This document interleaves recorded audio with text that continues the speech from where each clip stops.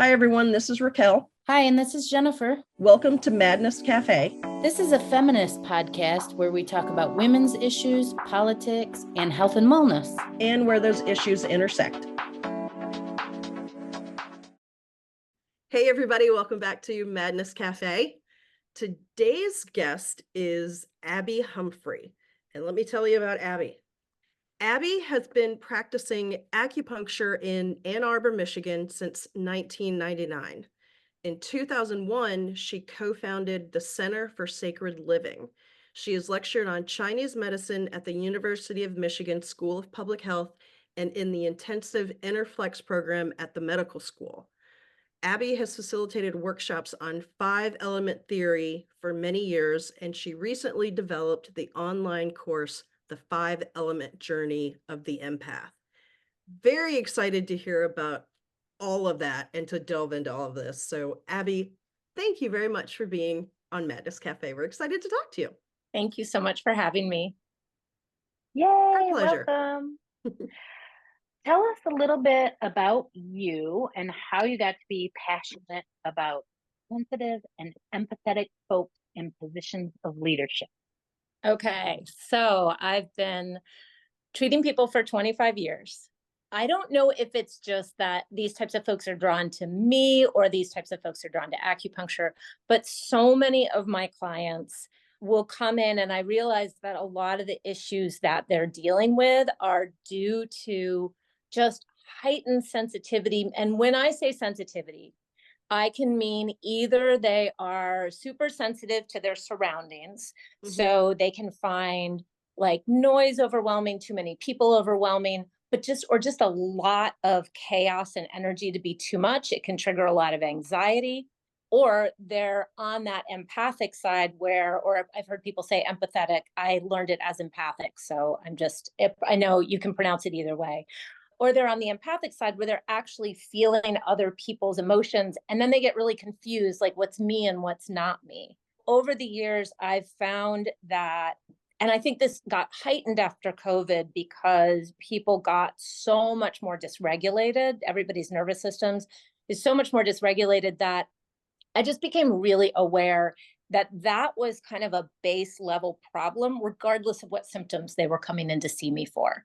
So a lot of the times I will talk, if you're coming in to see me about digestive issues, fertility, headaches, premenstrual issues, you name it, pain, oftentimes my first conversation with folks is going to be about their nervous system. Are they easily dysregulated? Are they easily overstimulated? And if so, well, we'll work on figuring out what aspect of that plays into their symptoms.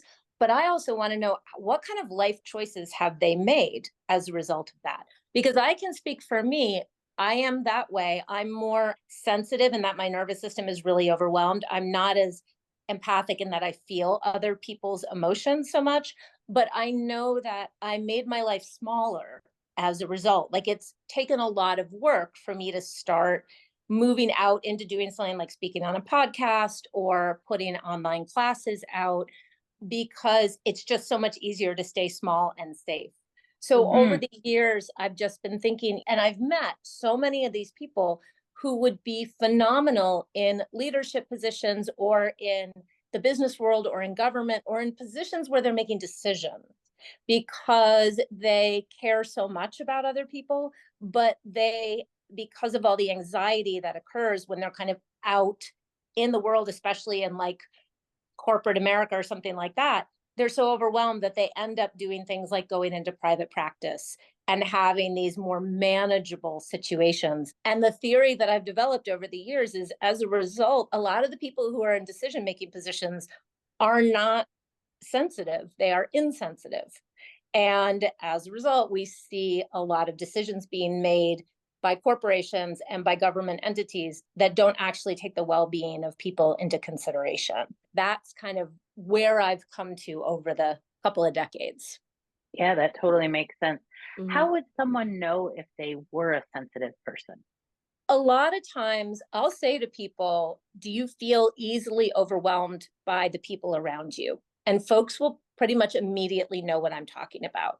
Or I'll say, do you find it really hard to go to the grocery store?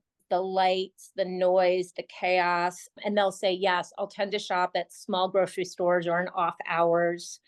I'll say, do you find it hard to be around a lot of people, like in big social spaces, those kinds of questions. So oftentimes people aren't aware of it until I start talking about it. And then they'll say, oh yeah, that is me.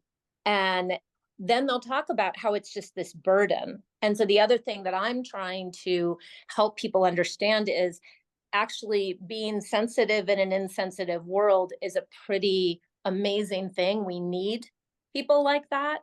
And that it has, it's a little like that canary in the coal mine. Y'all can, we all can often feel the vibes of things before folks who are more in the rational 3D world are picking up on it.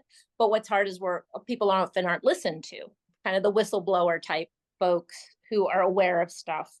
So mostly people haven't put language to it. And part of what I'm trying to do is help folks put language to it and then relanguage it more in the positive and give them a lot of tools for managing it. What kind of tools can people use to manage that sort of thing? What I love about what Chinese medicine and acupuncture have to offer is most of the conversation about being sensitive that is taking place. I mean, it's even a category in the diagnostic manual in psychotherapy, highly sensitized person. I didn't know that. Yeah, I didn't either. Relatively recent. It's like maybe the past 5 years or something. It's relatively recent, maybe the past decade. And the books that are out there's some really good books out there, but it's all coming from a psychological point of view. And that's super important. But for me, because I'm an energy worker, for me, I step back a big step and I'm like, okay, well, the first place this is taking place, that these issues need to be addressed, is on the energetic level. What that means is, can you actually feel what your energy field feels like? So I'll walk students through, or sometimes my patients, through little visualizations where they say, imagine going into Walmart on Black Friday. Exactly. God, no. Right there. That's your energy field. What you just felt is your energy field. You felt it contracting, and you probably felt it in places in your body. I'll start to say, okay, where did you feel that in your body? What did you do? And then that gives me insights into how people contract inward, how people armor themselves. And then we can start to say, okay, if you felt it primarily in your solar plexus, then we can talk about, meditations folks can do. I'll choose particular acupuncture points that can help support that. I do a lot of ear tacks, meaning that I send people away with these tiny, tiny little acupuncture needles in their ear to help navigate their nervous system. They can leave those in for like a week. In my classes that I'm developing, the online classes, I'm teaching people the same thing, but with ear seeds, because I can't treat across state lines. So these are like little tiny acupressure seeds that you can put in your ears. And I teach people to put them on points on their wrists and on their body. So a lot of it is trying to figure out, how does your nervous system run? But how do you, let me back up. How do you manage your energy field? Again, most people have no idea what I'm even talking about. So we start learning, what does it mean to have an energy field? What does it mean to feel your energy body? What does it mean to be in a body? How do you converse with your body? How do you have a relationship with your body? So a lot of it is really simple, basic, let's get out of our big brains and let's get into our bodies and start having a conversation with them. Honestly, so much of the wisdom that you can learn about how you run your energy field is all sitting right in there. You start having conversations. So let's say I give you that example of going into Walmart on Black Friday and you go, ugh, and you're like, oh, I feel that right here in my solar plexus. And then I say, all right, let's do a little meditation. Let's drop your awareness down, take a little elevator from the center of your brain down to your solar plexus and step out and imagine sitting in a little lawn chair, looking at something beautiful. And you ask the energy that's sitting in your solar plexus to sit down next to you. I mean, you got to suspend some disbelief, right? Right. Sure. Yeah. And you just sit there and be like, what do you want me to know? And so you start to learn, when you practice this, the way your body talks to you. It's usually very different than how your brain, it's usually slower, not in you need to do, you should, you have to. It's more I'm scared. It can be little kid voice, it can be imagery. And when you start to have this relationship, that's where the empowering part comes in, because you don't need me for this. You know, I'm just guiding you in this and saying, here's some ways to start this relationship. But then that is how you can start to get information about why your nervous system and your energy field are responding the way they do when you walk into Walmart. What do you need to support yourself when you go out into the world? What do you need when you go to work on Monday and you have to deal with those coworkers who just make you feel shitty about yourself, who make you feel invalidated? You know, what does it mean? Like, what kind of strategies help for managing conflict? So like let's say you are in a position of authority and you have to fire a whole bunch of people. How are you going to manage? I have a client currently in that position, and she's vomiting a lot of nights because she's so sick to her stomach because she's so empathic. And so we're working on helping her manage like that vagal nerve aspect, that gut brain connection that is making her sick to her stomach at the thought of what she's going to be doing to people. So that, does that answer the question? I kind of went off on. Yeah, but can we take one quick step back for the listeners in case they don't have knowledge about that? Can you give a general overview about what is Chinese medicine and what is acupuncture? Yeah, absolutely. Chinese medicine, and really it should be phrased East Asian medicine, but we have tended towards Chinese medicine because that's the dominant style that has come into the country. But there's Japanese medicine, Vietnamese, Korean, there's all kinds of traditions. And they generally encompass forms of body work, herbal medicine, medicinal martial arts like Qigong, sometimes Tai Chi, acupuncture. Like there's a whole range of things. In the States, what has primarily come over and is practiced is acupuncture and herbal medicine. Those are the two main things. You'll see some Qigong, you'll see some what's Tui Na, you'll see some Gua Sha. A lot of people are doing that for the face. You'll see, I do a lot of cupping. You can do moxibustion, which is burning the herb Artemisia mugwort around certain points or on the needles, like it has a therapeutic value. So there's lots of offshoot therapies that are under the umbrella of Chinese medicine. Acupuncture is specifically, like if you see the map of acupuncture person, they've got like all these lines drawn all over them. And those are the rivers of energy that flow throughout the body. And the acupuncture points are little wells where you can dip in and access the energy that's flowing. In acupuncture, we have different meridians that correspond to different organ systems. Those organ systems are body, mind, spirit level. So when I'm working on the stomach meridian, I'm working with the stomach organ, but I'm also working with the mental level of the stomach. For instance, the mental level of the stomach is, how do we digest information? How do we take in and digest our experiences? How do we make sense of the world around us, chew things over, digest it, make it part of us, you know? That makes total sense. Yeah, so we see these things, like when I'm doing an acupuncture point on the stomach meridian, I can't not treat all the levels of the stomach. That's just how it works. So the needles, and this is kind of my, I would call it like, I don't know if it's like a proven theory, but kind of the way I understand it as putting together my clinical experience and the studies that I know of out there. I know there was some studies done in the UC system a while ago, at least a decade ago, where they did functional MRIs while they had acupuncture needles in, and they watched different parts of the brain light up.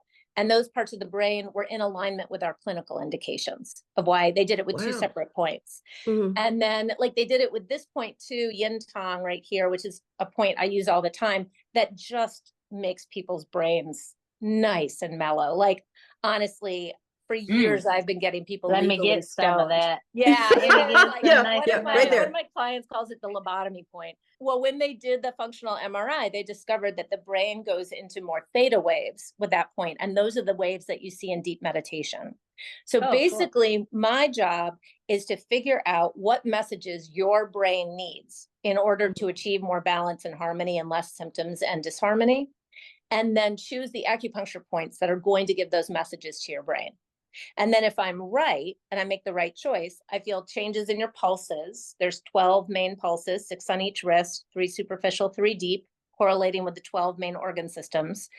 And then you should notice a change in your symptoms. So let's say you are waking up every night at 3 a.m. with heart palpitations after nightmares. You know, I will choose points that shift that, and I want to see that those symptoms shift as well, and then I want to see a corresponding pulse change. And so my working theory is that the metal of the needle goes in and taps into the electromagnetic field, because they have shown that the acupuncture points are electromagnetic in nature. They're electrically active. And then it kind of gives that message up to the brain. Now, what's super cool is that a couple of years ago, I think this was right before COVID, there was a PhD thesis that came out where somebody said, we've discovered a new organ system and we're calling it the interstitial, which means all the in-between spaces of the body. Because all the organ systems were figured out on dead people. So all the in-between spaces had drained out. But now that they can send these cameras in, they're like, all the in-between spaces is filled with this electrical activity and stuff buzzing back and forth. And they even said in it, we think that this is how acupuncture works. So I think that all of the meridians are charting along these in-between spaces, and they are just, we're just a buzzing, crazy mess of messages going all over the place. And so I'm trying to intervene and make sure that our habituated messages, which we get from trauma and stress and childhood messaging and social indoctrination, you know, we can start to be like, or like pain spasms, the pain cycle. Like I want to interrupt that and be like, okay, we're giving new messages to the brain. That is my job. So when someone comes in to see you, they generally have some kind of ailment or something they want to work on. Yep. Then you sit down and speak with them to figure this out? Do they take a test? Like, how do you decide where you're using these needles? And I also want to talk needles. Are people freaked out about the needle? Oftentimes people come in, because I treat in the Midwest, a lot of people have not had acupuncture before. I would say that's less and less, though. Like, it used to be 90% of my clients. Now it's probably 50% of my clients. So people are always a little nervous, but they're all pre-sterilized, single-use, disposable, and about the thickness of a human hair. I should have brought some up here so I could. Does it hurt? There are certain points, like up here on the wrist, they can be a little tender going in. But the point, they shouldn't hurt for more than just a second. Okay. Okay. Quick disclosure, Raquel. Abby did a little acupuncture on me before. I didn't find it to hurt at all. I couldn't even feel it, truthfully. Okay. Most people say when I put the first needle in, they're like, oh, that's it. I'm like, yeah, it's really not a big deal.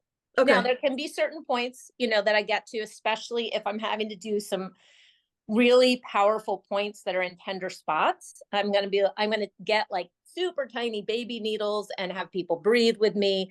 And it's really just a moment. If it hurts for any longer than that, I will like move the needle a bit or take it out, because it shouldn't.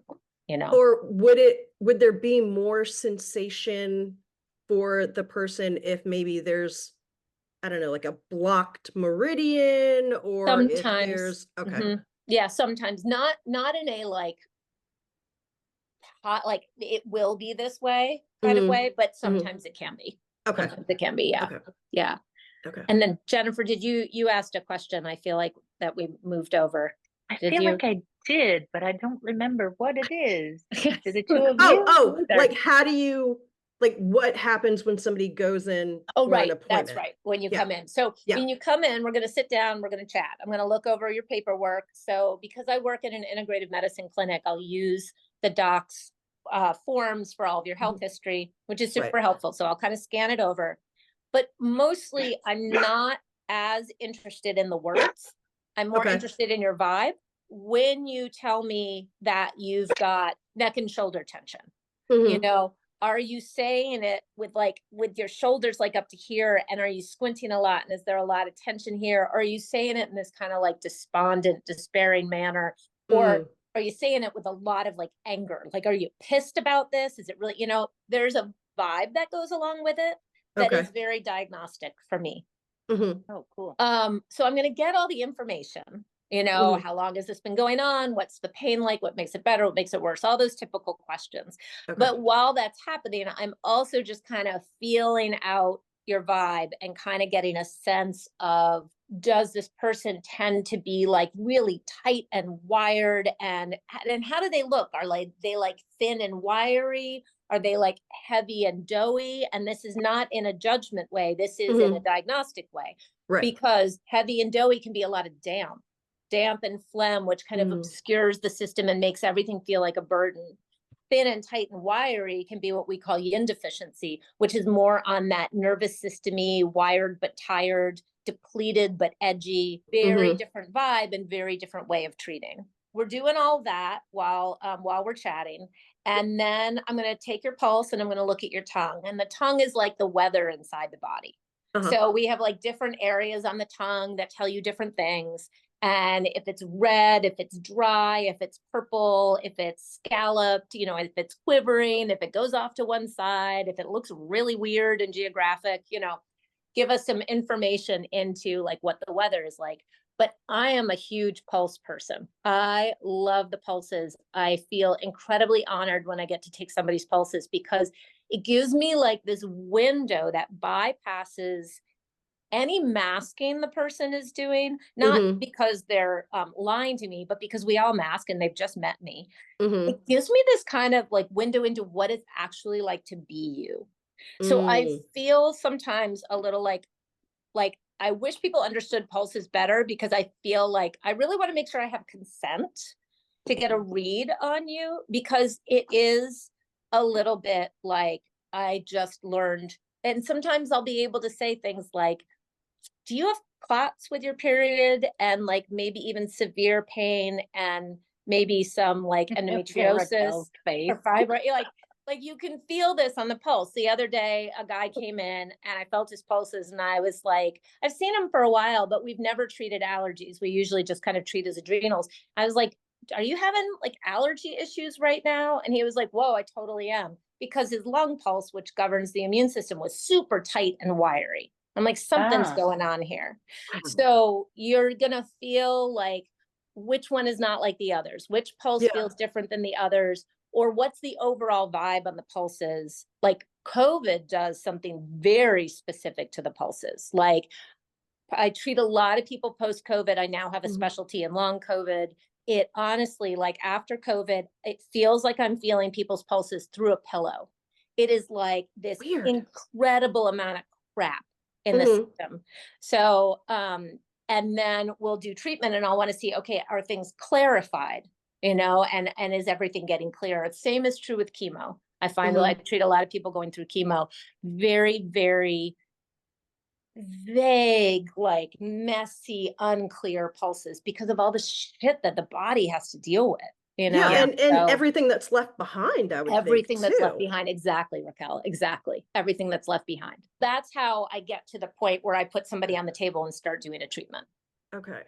So this is making me think about the book, The Body Keeps the Score. I mean, I haven't read the whole book yet, but in a lot of what Jennifer and I have talked about over the course of the podcast and people that we've talked to, and there's so much that the body holds on to.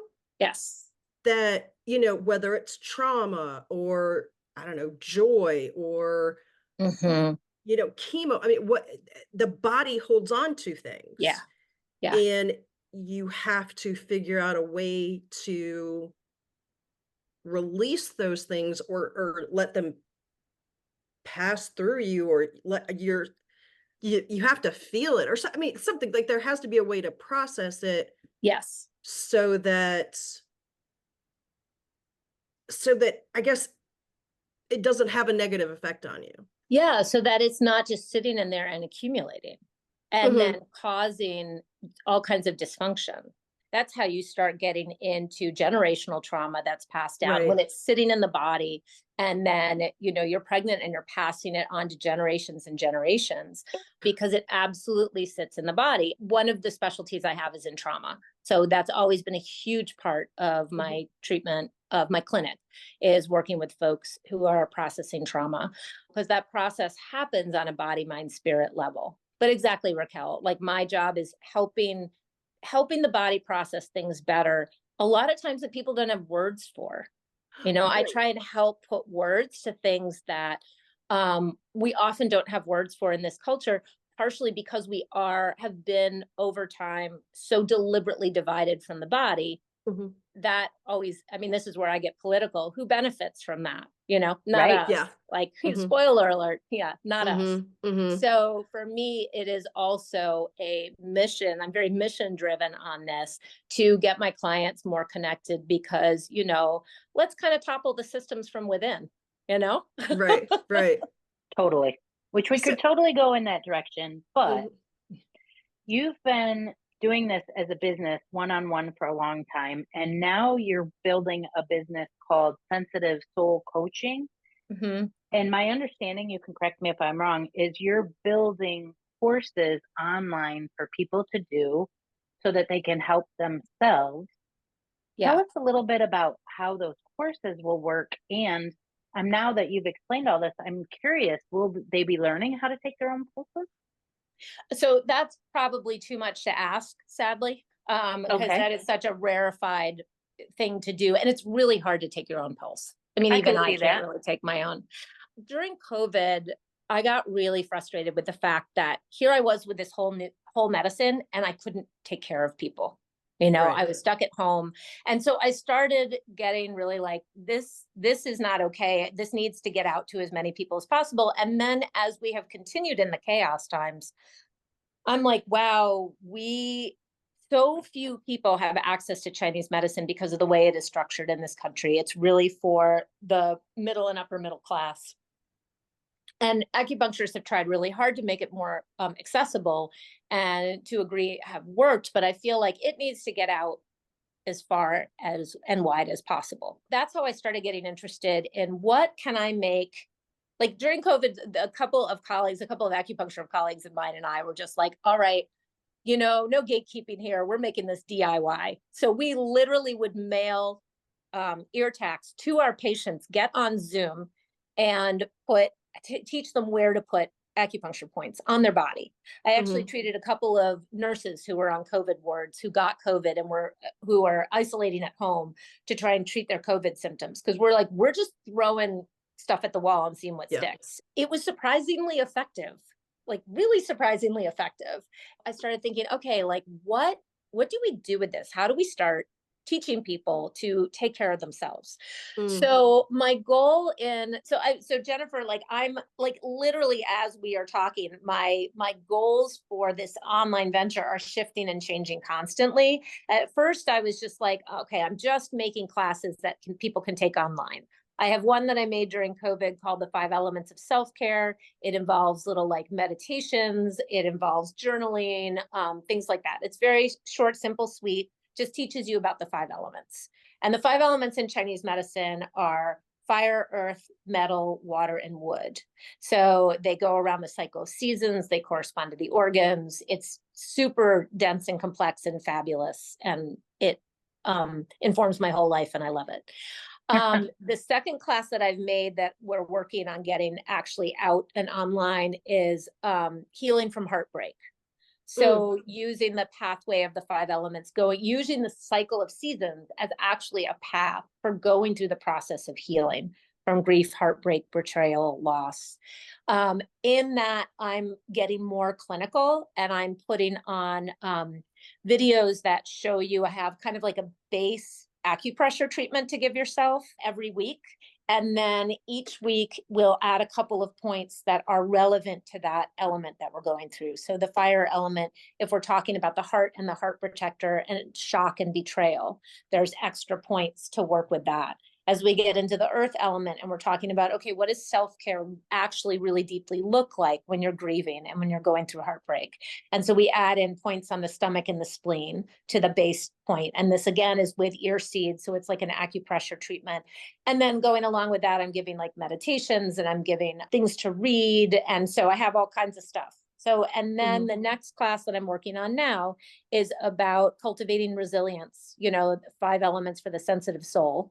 And what I've decided I might add in is actually some coaching. So like, instead of just doing it as you take it online, I would kind of have a small group of people where we'd meet maybe once a week as they look at the didactic portion on their own. And then we meet on Zoom, once a week to answer questions. And so I'm trying to figure out just how my feeling is like the more people that I can treat, the better. Mhm. I'm not really interested in one-on-one coaching so much because I do that in the treatment room and I want to kind of keep my one-on-one to using needles in person. Mhm. But who knows? I'm kind of open to whatever at this point. But really, I just want to kind of get this information out to people. I also want to put out an online class on medicinal cupping that people can do for themselves, because cupping is really easy, super effective for all kinds of issues, post-COVID, frozen shoulder, pneumonia, like, you name it. There's all kinds of things you can do with cupping. And it's pretty easy to do. You just have to learn how to do it. It's pretty simple. Say somebody comes to you, or you, I don't know, meet somebody at a dinner party, and Uh-huh. they're just like, ugh, I don't know what's wrong. Just things feel off, or I don't know, I just feel out of sorts. Like they don't really know, they just know Mhm. something's just not right. Mhm. Right? Like they can't tell you, oh, it's allergies, or oh, Right. I don't know, have nightmares or whatever. Like they Yeah. just can't tell you. Can can you help people if they come to you with basically just a big Absolutely. question mark? Like, honestly, it's so funny because you're saying that, and I'm like, "Where's her pulses? I want to take her pulses." Like this imaginary person. I'm like, "Ooh, let me get my hands," because I would put my fingers on the pulses and have an idea pretty quickly of like, "Oh, right. Well, your chi is not moving. Like it's all stagnating, for instance. Mhm. Like Mhm. nothing, like there's no flow. So the pulse is supposed to feel like a bell curve. Okay. It has Okay. like a rise and a fall. And in the classical Chinese, they talk about it being like a pearl under your fingertips. So it has depth and width and volume. Okay. A lot of times when I'm feeling people's pulses, either there's like no flow because everything is so like it's troubling moving, or I feel a rise up and then no fall down, a rise up and a rise up, and because of the amount of stress and nervous Got it. system tension. Mhm. So more often than not, I'd be able to put my fingers down on somebody's pulse, and then I would say, okay, here's what I'm feeling. Does this resonate with you? Because I'm also not going to take this position of expert. Like, Mhm. well, now that I put my fingers on your pulses, I know all about you. Let me tell you who you are, because Right. that's not what Chinese medicine is about. Chinese Okay. medicine is about saying, like, I think I have some insight into what might be going on, but you ultimately are the expert on what it's like to be you, Mhm. but you don't necessarily have language for that. Let me give you some language. And the Chinese medicine language is really fun because it's so old that it's based in the weather, it's based Mhm. in the seasons, it's based in sometimes very feudal, he has like this, so but it's usually language that people can relate to. If Okay. I say you've got a lot of damp in your body, you know how it feels in August, or I don't know, right now, post hurricane kind of Yeah. vibes, even up here in Michigan, it is heavy. Mhm. It is, it has that oppressive, like downward feeling. And people are like, the summer was so damp. And people were like, I had just no motivation. I can't get Mhm. going. I'm like, right. It's been damp for all of June and July. It's like Mhm. a heavy weighted blanket on your body. So Got then, it. and then people are like, right, that makes so much sense. So a lot of times I have people get this aha because we're using language that makes sense to people. It's their lived experience, weather, Okay. seasons. So yes, if somebody was just saying they just had a basic, they don't quite know what's wrong, they just don't feel like themselves, they feel kind of icky, I Mhm. would usually start with what we call clearing treatment, which is like turning your iPhone off and then on again and just like resetting everything, which Okay. a lot of people afterwards say like, oh my God, I feel like I can find myself again. Okay. And then I would start like feeling the pulses and being like, okay, here's what I think is going on. You know, if this resonates with you and if I am correct, here's what I would expect you to see over Mhm. the course of time. Because also I will ask into somebody saying, I just don't feel right. I'm like, okay, let me ask a ton of questions as to Mhm. what exactly that means inside your body. So if you come to Okay. me and you say I'm anxious, I am not going to assume I know what that means, because it Mhm. means 100 different things to 100 different people. Right. So, I'll ask a lot of questions and then we'll use those. Okay, you find that when you're going to sleep, as you're falling asleep, your heart starts pounding and you start having like your brain starts whirling, but not the list of to do things. It's more like worrying over something you said that day and you really can't let it go. Yeah. Are those specific things any better? Mm. So, We've mentioned Chinese medicine a lot. And I want to back up a little bit because when I know very little about Chinese Okay. medicine. And so when I think of it, I literally just think of what I've seen in movies or TV Kung Fu shows or whatever. Panda. Well, yeah, maybe. Yeah. Where it's like, We love hey, that show. yeah, it's like, hey, here's all these herbs, steep Yes. it and drink it. Like that. Yes. That's my only frame of reference, which I'm Right. sure is very, very narrow and But I mean, probably it's- completely wrong. No, it's not wrong. I mean, that Okay. does happen. Okay, so can you give us a bit of an overview about what exactly Chinese medicine is? Like we Okay, started so- to talk about it a little bit, but Okay, like so maybe we a talked little bit about- more information. So, so more about like what the different modalities within it are, or what herbal medicine would look like, or like what, tell me more about what you want to know. So I think like, how do you, like, if you're going to explain to somebody what Chinese medicine is it just like, hey, here's some herbs and steep them and drink a tea? Or is it soak this rag in whatever and apply a poultice? Or like, So it's I mean, multimodality. okay, It's, you know, it is super multimodality. like, and I feel like I'm is- just like grasping at stuff, sure, trying to figure out what it is. You're doing good. Not many people will go to poultice, so I'm really impressed. Because that's some old school medicine. Well, raised by Southern women, so Yep, I mean, really. and like old Southern women who are like, oh, put this on this, and so. And see, there's a lot. See, this is what is interesting is there's Chinese medicine that was cultivated by the Chinese government starting in the 50s when they wanted to kind of codify the medicine and then use it to get the peasants back to work. And that's the medicine that came to the States. Then there's all the family traditions that like potentially some of them left communist China, went to Taiwan, migrated over to the States, and you get to learn some of them. You don't learn all of them. We've lost a lot of them. It used to be a family tradition. It used to be handed down. Historically, it was rife with drink this potion, use this poultice, eat this way, like lots of emphasis on diet and ways of eating. A lot of that stuff handed down in traditions that we've lost. Schools in the States, I mean, it shows me how powerful this medicine is, that I've probably learned about this much of it, and I can do all that I can do. Wow. If I actually knew the like full depth and breadth of this medicine, I mean, it's why it's integrated into the healthcare system in China, because it is enormously effective for all kinds of things. It is multimodality. It is, like we said, it can be Tai Chi and Qigong. It can be herbal medicine. It's dietary medicine. It's body work. It's acupuncture.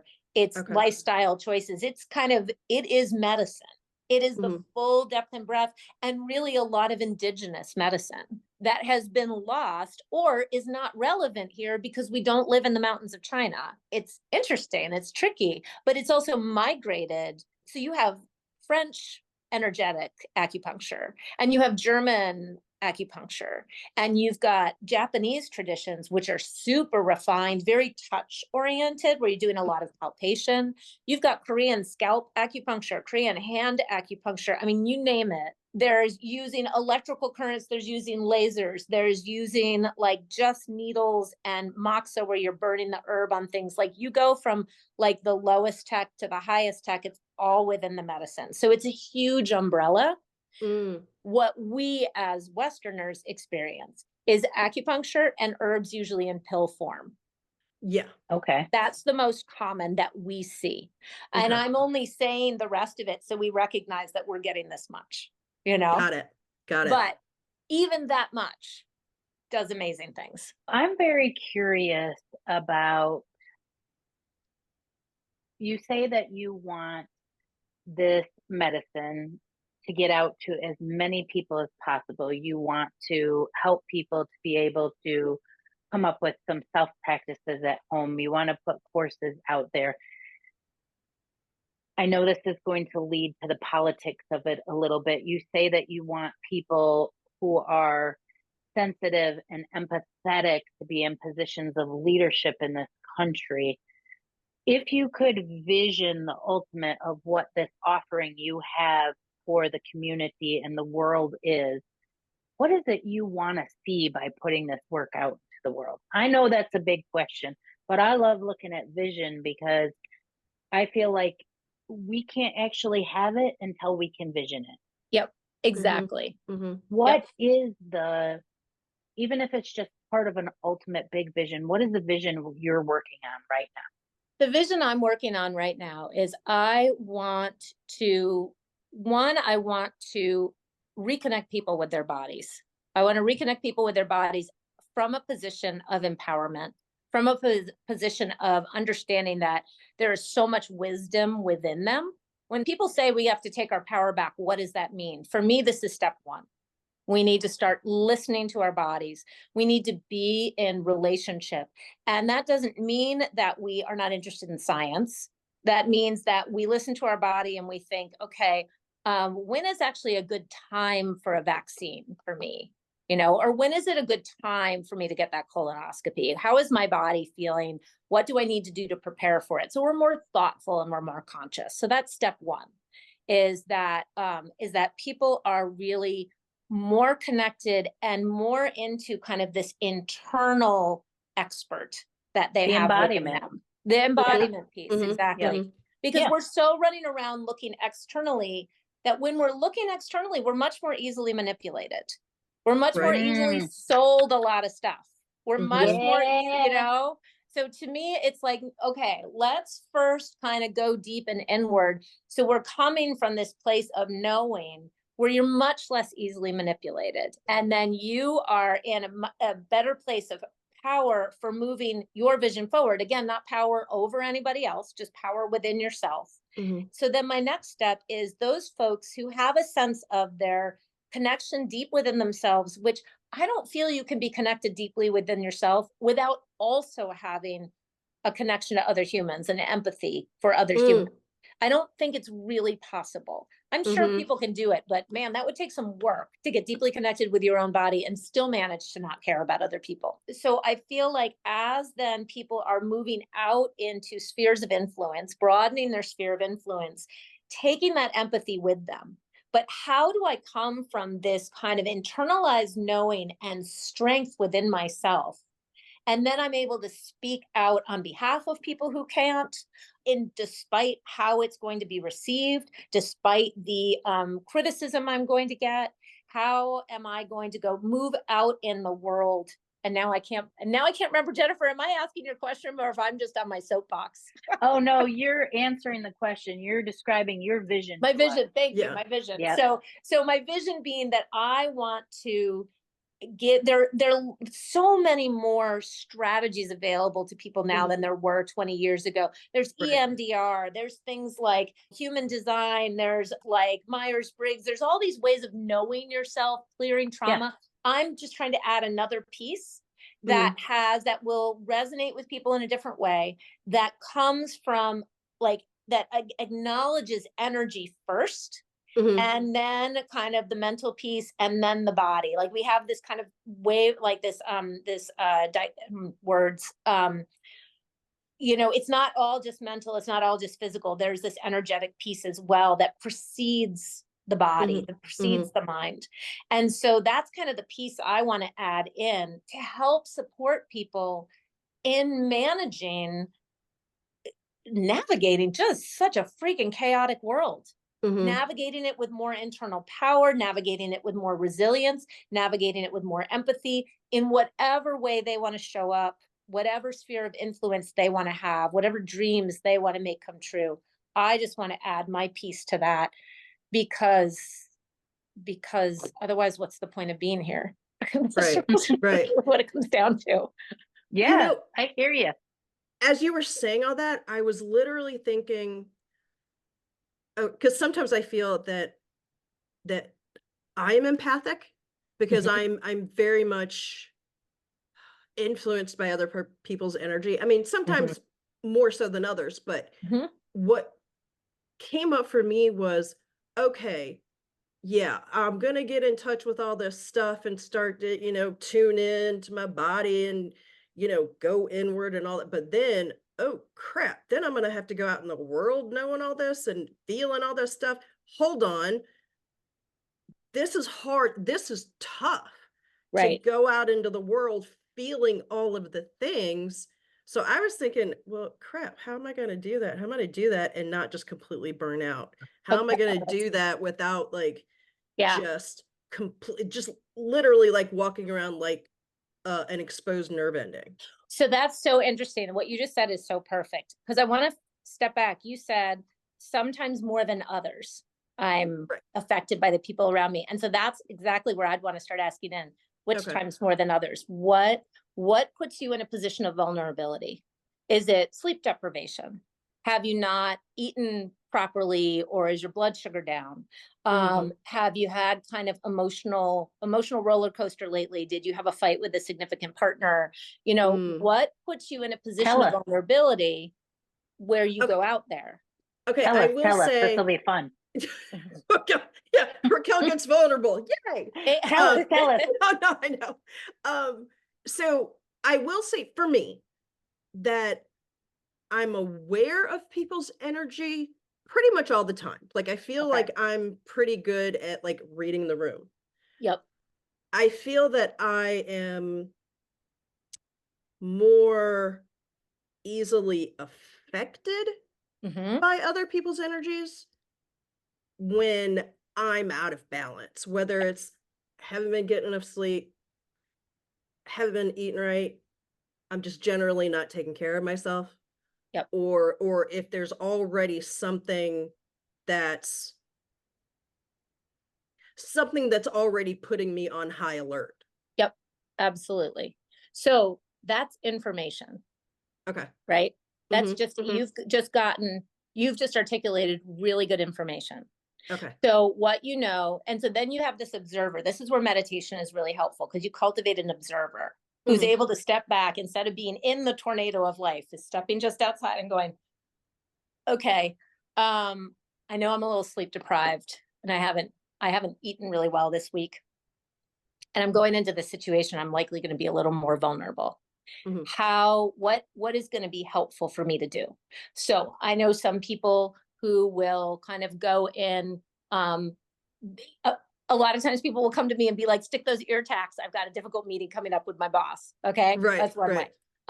Some folks will be like, I'm going to bring in like, a rock that I really like in my pocket, like, something that's kind of soothing to their nervous system, but it brings awareness to the fact that you are in a more vulnerable place. It can mean, okay, I'm going into this day, or I'm going into this meeting, let's just say, where I'm going in already predisposed to vulnerability, and this is going to be tricky. So I'm going to make sure the breakfast I eat this morning is really good, and I'm going to take 5 minutes to meditate.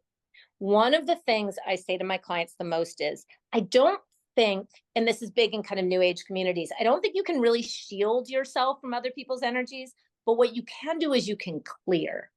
What you're telling me is that you have really cultivated spidey senses.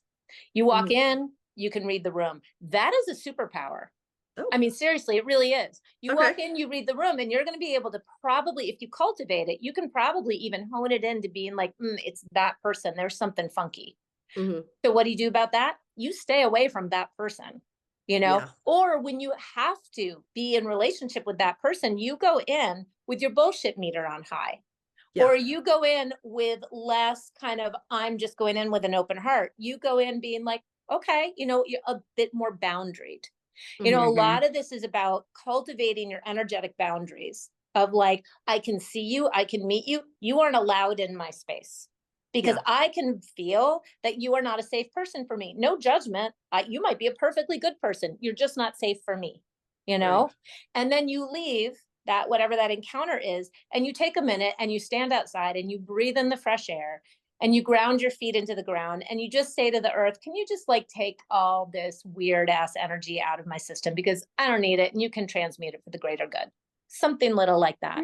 Yeah. And like you it. walk away, and when my patients leave and I'm cleaning the sheets, I'm saying, I release you back to you and I call me back to me. There's always an Mm, energy exchange. And if I mm. don't do that, by the end of the day, I am exhausted because Right. parts of me are wandering around in the world and my shoulders are covered in all my clients' issues. That's not Mm, helpful to anybody, especially my right. next client. So Say if that I do that again. little, so I I'm changing the sheets and I say, I release you back to you and I I call release me you back to back to you. I call me back to me. me back to me because I we've call me back to me. always, we've Yeah. done that little energy exchange in order Mhm. to be in relationship.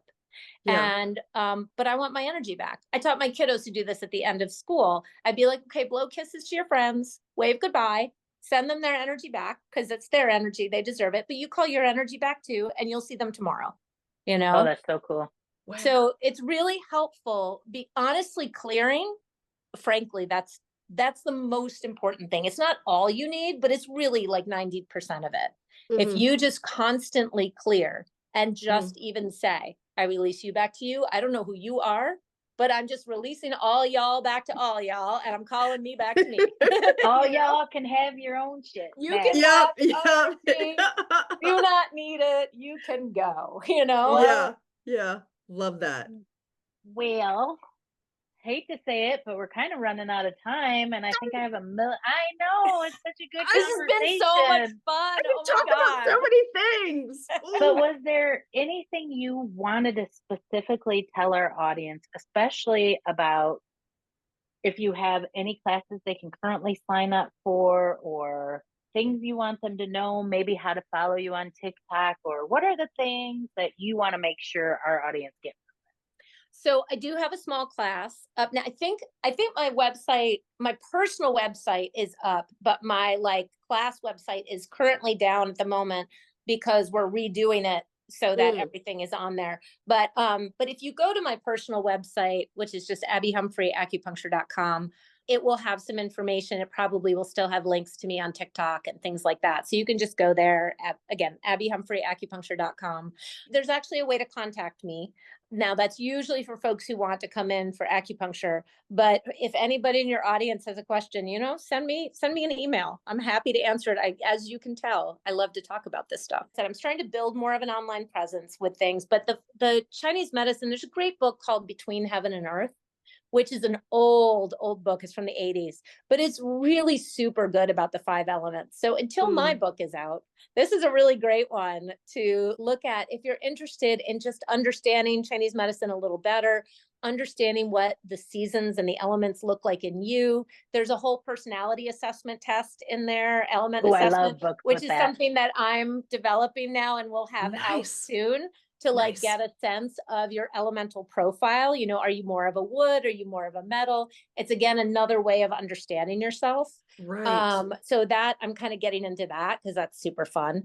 And eventually I want to have oracle cards. I'm Oh, I love super excited. those. Nice. My wife's an acupuncturist and we're making oracle cards, acupuncture point oracle cards that I I'm like love that. super geeked about. So I am like super excited for when that's like next up on my plate because it's kind of a little bit on the horizon, but I'm like, oh, I want to make these so Yep. bad. That So sounds so cool. I don't think I've heard of oracle cards connected with acupuncture So I before. don't think That's I've really seen that cool. either, but the acupuncture points all tell you such great things about you. Wow. And so I'm really excited about that because it's just yet another way to access the information. Super fun. You'll have to keep us posted on all of this I would love so to. that we can keep our audience up to date with all of the things that you have going on.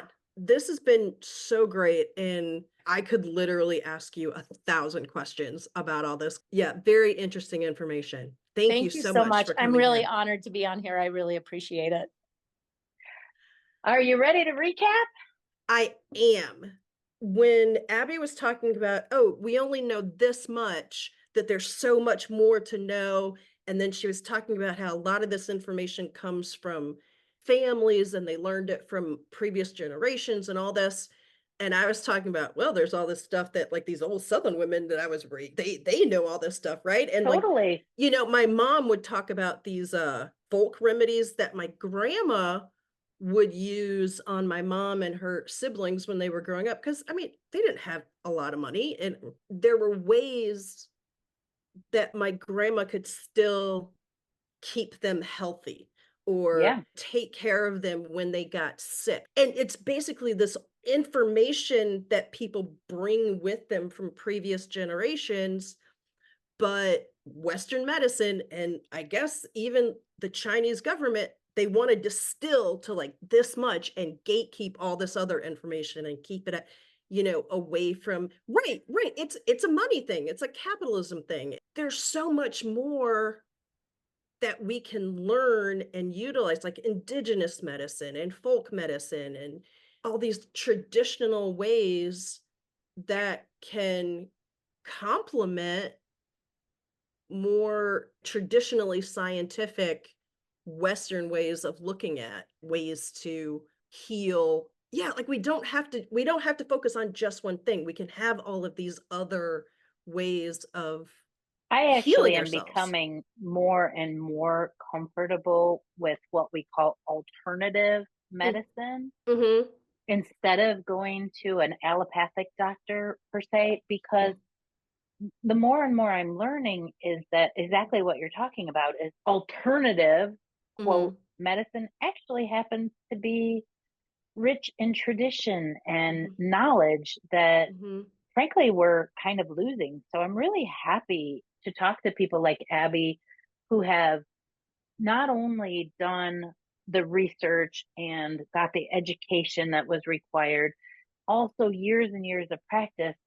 And I also have to think that when she was talking about doing the pulses, that some of that you learn in school, some of that you learn through the tradition of Chinese medicine.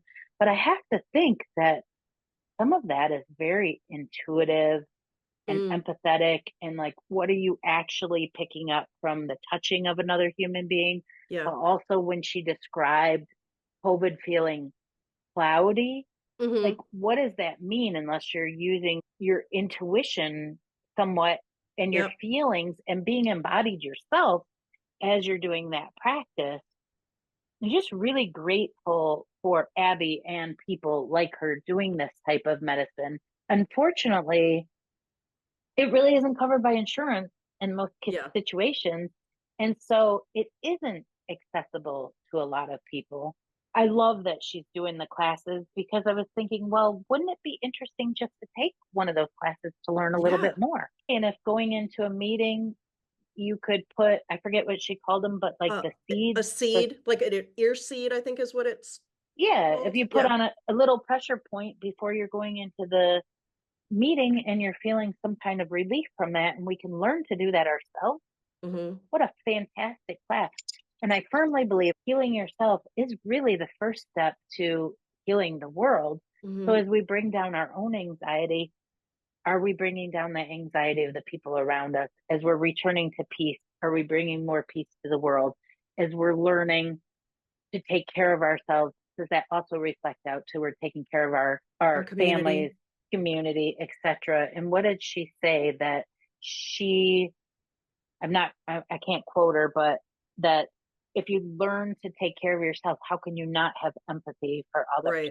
Right. And what a beautiful thing. That is a really powerful statement, actually. I wish I remembered exactly how she put it because it was much better than I just said it. Honestly, this is pretty revolutionary. You're taking the time to tune into yourself. Capitalism is like, work, so that you really you're so focused on just working that you forget to tune into yourself. If you take a minute, you take some of that time back to pull your power back, to get to know yourself and to tune into what's going on with you, you're bringing this back to society. That's pretty revolutionary. It's fantastic work. It's changing our world. Yeah, it's amazing. It's just so interesting to learn about another culture through the ways that they care for each other and the way that they heal each other. Hey, Raquel. Wow. Yeah. I'm pulling my energy back from you and Abby, and I'm sending yours back to both of you. Thank you. I'm taking it back. Put it right here. Take your energy. Take it. Right here in my heart, right there. And I'm pulling mine back. It's so great. I love this. We literally could have talked about this for another 6 hours. Bye, Raquel. Bye, Jennifer. Thanks everyone for listening today. We will be back with more Madness Cafe next week. You can find us on Instagram at Madness Cafe Podcast or email us at madnesscafepodcast@gmail.com. Bye.